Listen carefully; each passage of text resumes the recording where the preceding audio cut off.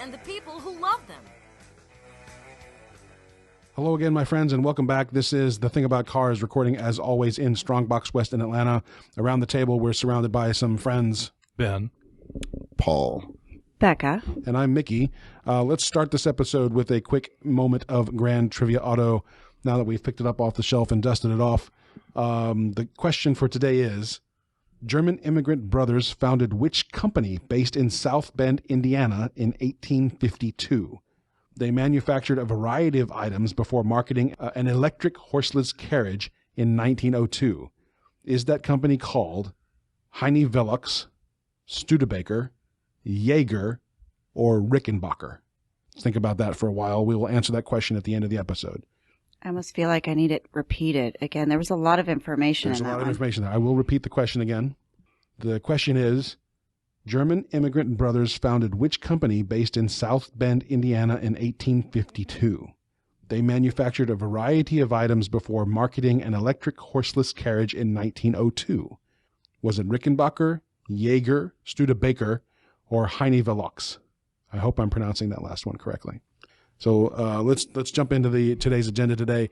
Paul, we originally spoke on the phone about talking about the fate of the Wankel engine and the future of the Wankel engine, which I think is an excellent topic.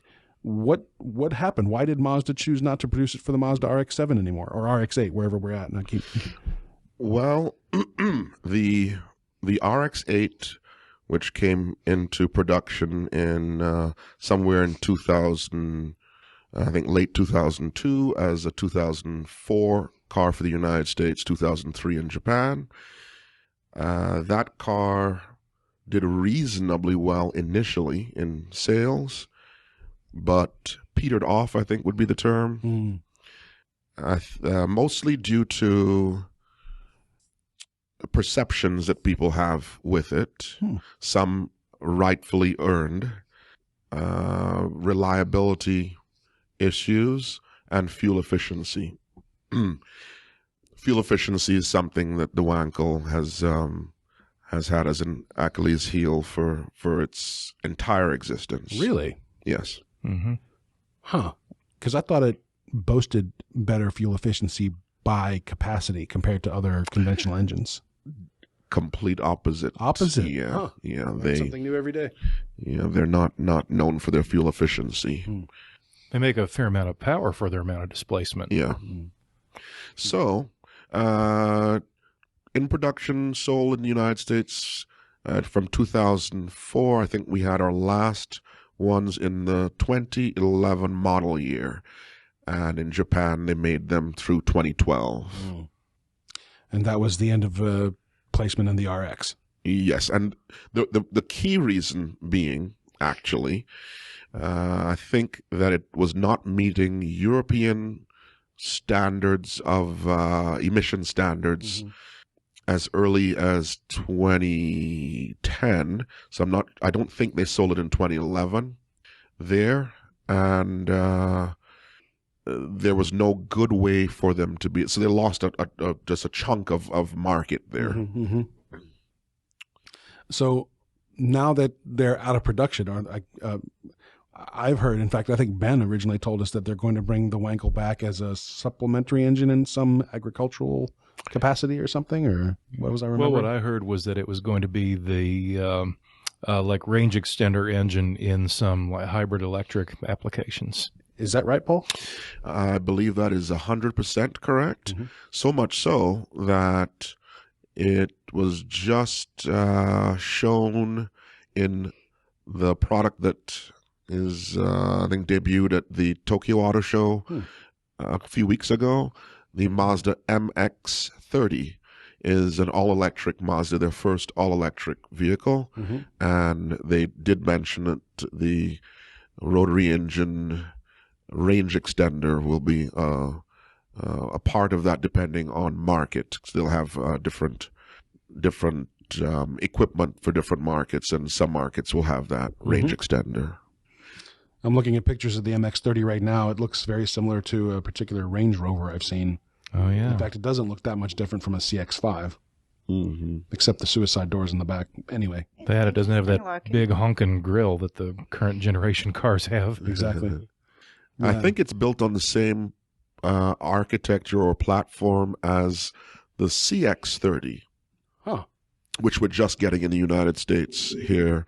I think the CX-30 is just coming to the U.S. market for 2020. Yes. By the way, that's a crossover that is between the CX-3 and the CX-5 size-wise. And the reason, I don't know if I should say this or whether you'd have that for a trivia someday, but the reason why it's not called CX-4 is because Mazda's using that name in the Chinese market with another CUV or SUV. Yeah.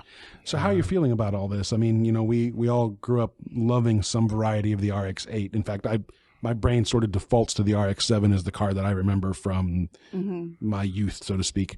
And the loss of the Wankel engine, on the one hand, if it means better engines are coming, I'm happy about that. On the other hand, it's like, okay, I feel like we're losing history here. But how do you feel about this? Devastated. All right. No, but actually, hopeful is probably a better term. Up till last week, there was an interview done at, well, I think it was last week or last couple of weeks. The Tokyo Motor Show had the president of Mazda and Mr. Maeda, who is the head of design at Mazda. Both were quizzed by some Australian journalists who love to ask them Wankel questions. Both of them suggested that they have to bring it, they want to bring it, some sort of a rotary powered car that is using it as the main power plant versus the a range extender. Yep. So both of them stated that there are still some obstacles, but they really want to, but realize the time is against them. It's a race against time in terms of the changing standards that we're facing worldwide in the automotive industry. So there is still going to be a rotary engine as a primary power plant in something. That's their objective. I see. Now, when you look at Mazda's forecast, and when they show you what they're going to do through 2030 and beyond, there is nothing slated with a rotary engine other than as a range extender. But we only just recently saw some adjustments of that forecast, including a rear-wheel drive platform with an inline six-cylinder. Interesting. That we didn't know of prior. Right. So they've had some things that, some cards that are just being shown. Right. And I think it's probably kind of tied to the potential for. Yeah. Ben's been chomping at the bit here. Go for it. Well, Ben. not really, but however, that said, I saw a really, really sweet looking, probably about 1985 RX-7 in traffic the other day, and my head turned. I was like, oh. There goes my future, or my past, rather. So I'm going to change gears just a little bit here. Paul, what is your daily driver? 1996 Mazda Protege. No way. Nice. Now, they came with two engine options. I could be driving the 1.8 BP engine powered one, but in fact, I'm using the Z5 1.5 engine. Manual transmission, by the way. Yes. Excellent. Smaller than a bottle of Coke. Okay, you have all the cars in the Mazda world available to you in your shop. You could easily have repaired and put an RX-8 under your feet, or anything else for that matter. Why do you stick with the Protege? Simple, cheap, fuel mileage. I get, even when I drive kind of hard, I can get close to 30 miles per gallon. I do have the project car as well, the 2006 MX-5 with an RX-8 motor in it. What? So, And the irony of the older car being the daily driver and the newer car being the project. Now that's a very good thing. we love irony. Yes. Oh yeah. I like it. So is the project car up and running? It does run. It has been driven on the street, not much on through the parking lot at Mazmart. A bit, yes. I was wondering if it was a good sleeper. Tremendous sleeper it shall be. It's the S2000 Fighter was the purpose of the car. We realized since Mazda was using the same architecture, not platform, there's a difference, for the NC MX-5 2006 and late through 13, and the RX-8, that we could make that modification without too much difficulty. Yeah. So it was actually designed to take on the S2000? Our design at Mazmart, yes, that was our purpose. Mazmart design, not Mazda. But design. Mazda's purpose was in design was to share the rear-wheel drive architecture for cost savings between the MX-5 and the RX-8. Paul, this is fascinating. If a listener wanted to get in touch with you to talk shop or to order Mazda parts, how would you suggest they do that? That's a good question. Paul at Mazmart.com hopefully will be a good email for quite some time going forward. And our 800 phone number is 800-221-5156. Great. Thank you. And I mean, if it's appropriate, if you don't want me to share that, I can. Don't mind at all. Okay. Excellent. I mean, it's kind of weird, Mazda has always been synonymous with the rotary engine, right? And it's just kind of weird now to think that, okay, that might just go away. And thankfully it's not completely going away, but. So one more thing, and unless you have anything else to ask me in relation to it, the folks at Mazda Japan and Mazda North America, the top people, are as much enthusiasts as any of us. So it's a crazy culture in their boardrooms. Yeah. They're full of people that get it. Yeah. Well, we'll have to reach out. One of the ideas that we've had for changing up this show, and hopefully there are listeners out there who can help us achieve these goals, was to actually simply spend a day with a dealership or with a repair shop and just hang out for a while and test drive the new cars and take a look at the old ones, maybe talk to a technician or two. And that becomes the body of the podcast. So we're working on that to see if that might be a little more interesting, a little more fun. So if anyone can lend us a hand doing that, we'd appreciate it. There was a point to this. I think we need to hang out with that car he's building. Yes, I think you're right. I think I'd like to check that out for sure. Don't let my wife see it. She'll want to take it home. So thank you, Paul. This has been good. My pleasure. And, I had the next agenda item on my brain and I completely just dropped it. I had this perfect segue. Actually, there's one I would love to hear about. I don't know whose it is. Autonomous car. Yeah, that was Cathy's. But apparently an autonomous car hit somebody. And I wanted to hear about that. Yeah. Well, one thing I It's don't actually know. happened twice, I think. Yeah, I don't know if it's the one she had in mind, but there was one that made some news a couple of years ago. If I can speak today, one made news a couple of years ago. It was a Volvo being tested by Uber, and I believe it was in Pittsburgh. I can't remember, but it hit a pedestrian, someone who was pushing a bicycle across the street. The operator behind the wheel was not paying attention. She was playing with her phone the whole time, and you can see it in the camera they had inside the car. And it made a huge case. And one of the ironies with that was that if Uber's autonomous system had not been installed, if the Volvo had been left stock, it would never have happened. Right. They actually disabled Volvo's Safety features. Yeah. Yep. And so it's been an interesting case. There was actually recently a Nova episode about autonomous vehicles that looked into that as well as some other things. And of course, nobody involved would comment for the show. Of course not. Pretty fascinating. Well, we'll have to ask Cathy about that next time she's at the table with us. Let's talk for a minute about this thing. Ben, you said light bars, LED light bars are a bad idea. Well, I don't know if I put it that way, but I've become kind of annoyed lately with the ones people are putting on their vehicles. And of course, these are the little white LED bars. They're probably usually about 15, 18 inches wide. A lot of off-road guys put them on the roofs of their trucks, but a lot of people, in fact, a numbskull I saw on I-85 last night had one down below his front bumper, and they're usually, at minimum, poorly aimed. Sometimes they're way too bright.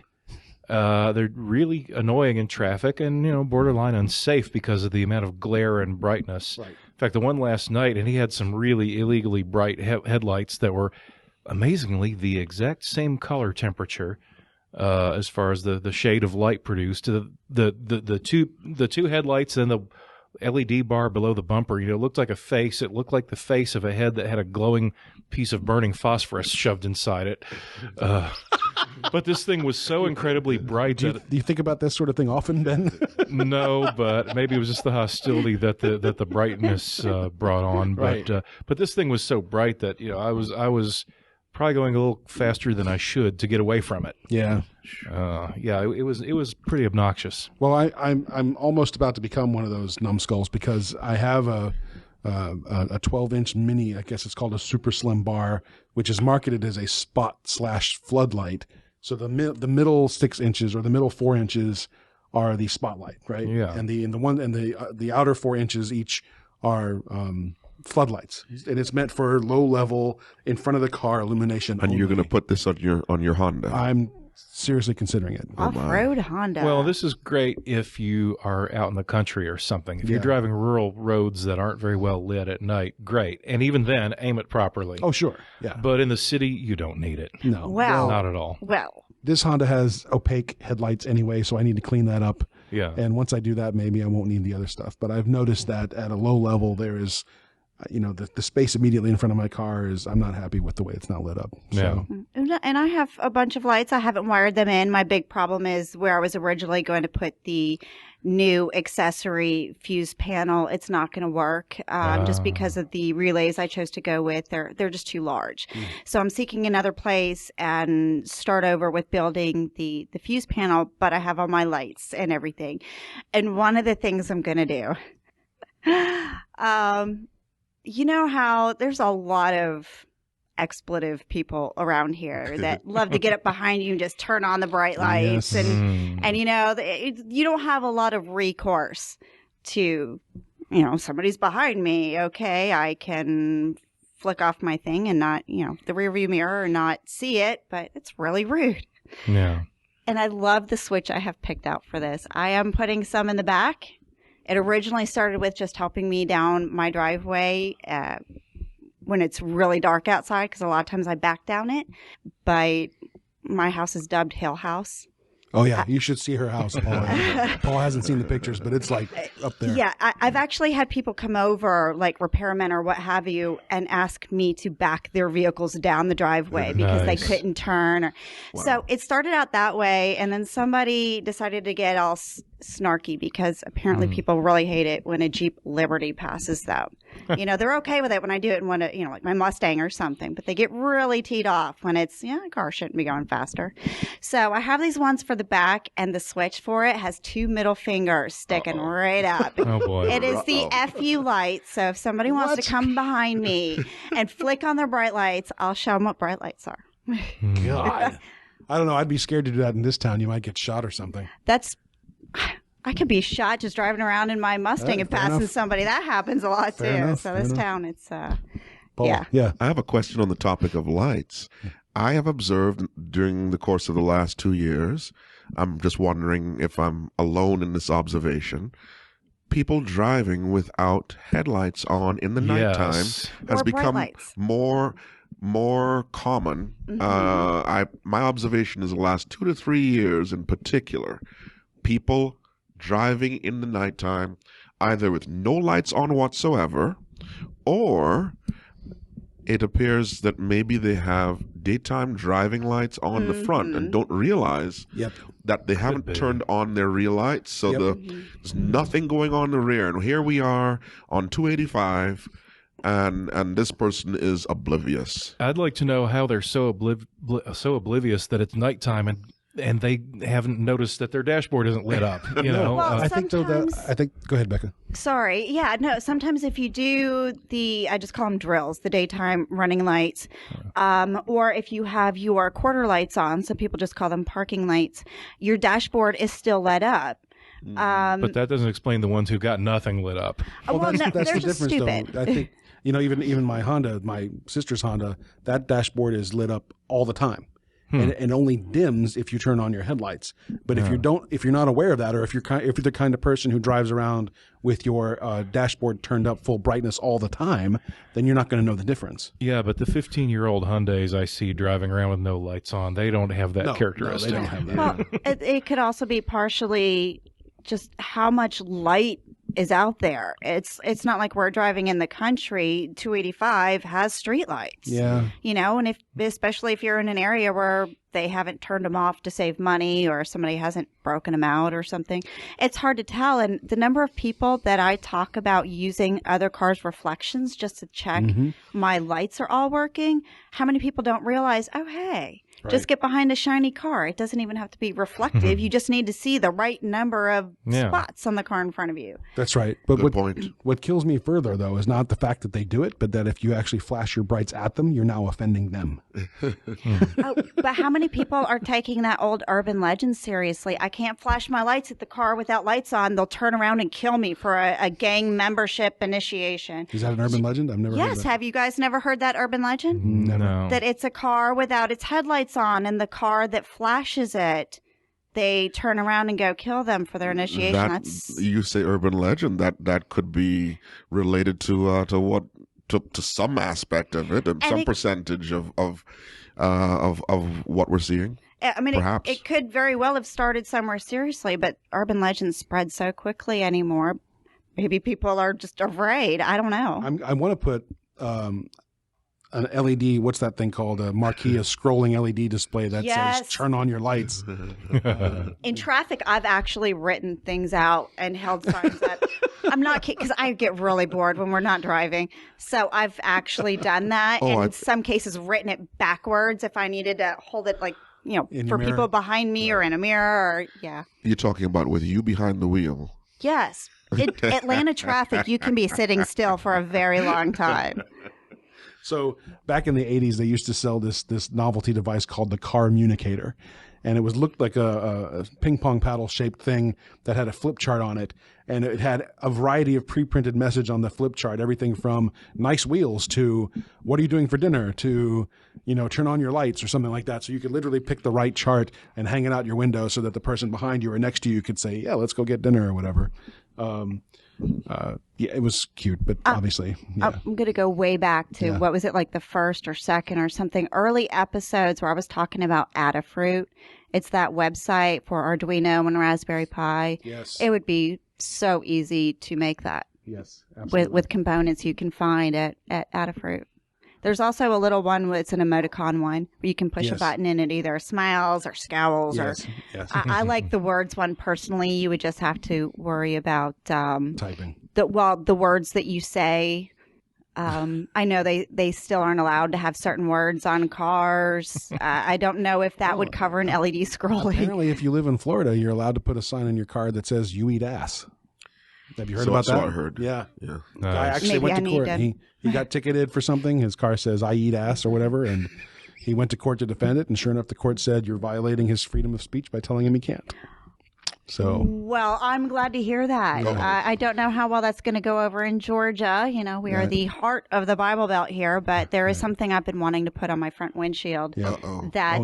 And it's not that it's so much a bad word now. It was back then, and it can tie in with the whole Bible Belt thing.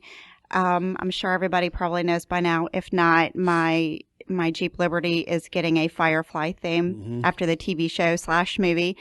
And there's going to be various words around the car, like mocking the Jeep Wranglers that have different nicknames or what have you. Mine will say brown coats. The windshield, though, I want to say big damn heroes. And if you know Firefly, you know why I want it. And why can't you put that on your windshield? You could put that on your windshield. The word damn used to be considered a cuss word, especially with its religious implication. Well, I think we're beyond that. I think people are going to offend to other varieties. They've said it on The Simpsons, right? Yeah. Yeah, so go for it. Yeah.